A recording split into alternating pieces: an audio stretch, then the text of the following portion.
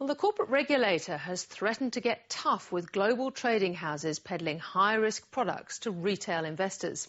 A study by the Australian Securities and Investments Commission has found that companies issuing derivative products called contracts for difference, or CFDs, need to do much more to inform their investors. In particular, the regulator criticised operators who advertise the high-risk products to a mass market on Prime TV. Here's Philip Lasker. Sometimes the man on the street needs to be protected from himself. ASIC has found those selling the highly leveraged contracts for difference to retail investors aren't doing it well enough. It's actually riskier than going to the racecourse, because when you go to the racecourse and you put a bet down, you actually can't lose more than you've actually put down. Here, because you've got a leveraged bet, you can actually lose a multiple of what you put down. Basically, it means that within a very short period, potentially one day, you could actually, probably for most average Australians, you could lose everything you own. This report was too late to save many retail investors wiped out by the collapse of the derivatives trading specialist Sonray, but the growth in over-the-counter CFD trading through companies where transactions are less transparent and disclosure minimal has regulators worried.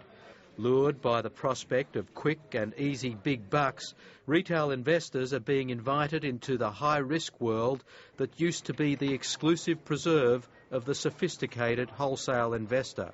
The advertising is actually focused on prime time viewing to mass market audiences, and we don't consider these appropriate products for basically mass market. These are for very sophisticated investors who really can comprehend the risks and they have the resources to actually be able to tolerate potentially severe losses.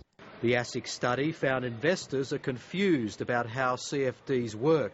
They don't understand the significant risks and they don't seek financial advice before investing, nor do they receive enough information to make informed decisions. Kingsley Fong is a CFD investor who could hardly be called ignorant.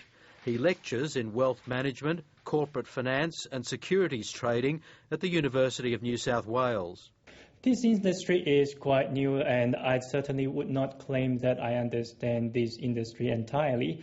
There are many things that I don't understand. They include a long list of issues that remain a mystery to investors. How the CFD providers hedge their own positions, what's the impact on the underlying markets, what's the counterparty risk, whether anyone knows what they have actually done with the capitals. Some of these issues may be addressed by ASIC's recommendations, which include disclosure benchmarks for these products, the continuing monitoring of advertising, the publication of an investor guide to help understanding, and the threat of regulation if things don't improve. The process of improving disclosure and improving education is already underway. I think now with the added impetus of this report, we'll see this brought to a satisfactory conclusion very shortly.